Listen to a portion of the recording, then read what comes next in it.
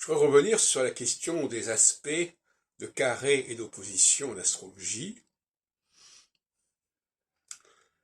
en rapport avec l'astrologie que je défends.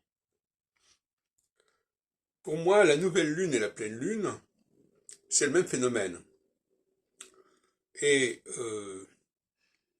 ils sont séparés par 15 jours environ.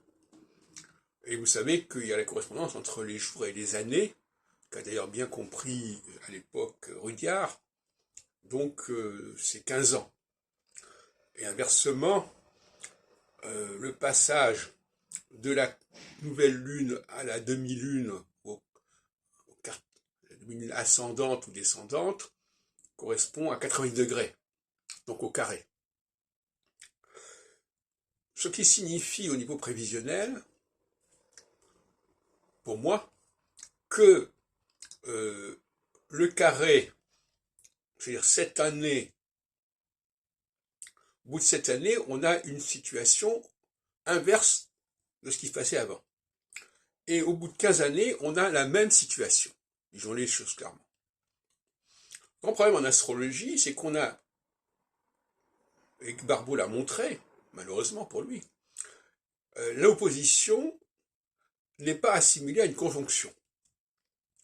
Alors que finalement, c'est une syzygie, c'est-à-dire que c'est le même axe, et que ça casse la dialectique entre les équinoxes et les solstices.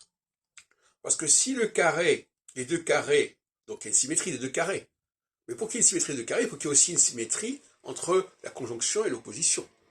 Et ça n'a pas été respecté par Barbeau dans son indice cyclique, qui est d'ailleurs complètement faussé, ne serait-ce que sur le plan structurel. Donc, voilà la règle, et faites l'expérience, prenez une situation à un moment donné, ajoutez cette année, vous verrez que ça sera la situation inversée, ajoutez 15 années, vous verrez que la situation revient. Vous pouvez également, bien entendu, ajouter 30 ans, ou 30 ans pour retrouver la même chose, ou 21 ans pour retrouver l'opposé, parce que 21 ans, il faut dire les choses comme elles sont. Si c'est quand 7 est multiplié à un multiple de 3, impair, on a une situation inversée. Quand on a un multiple pair, on a une situation identique.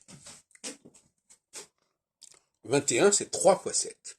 28, c'est 4 fois 7, etc.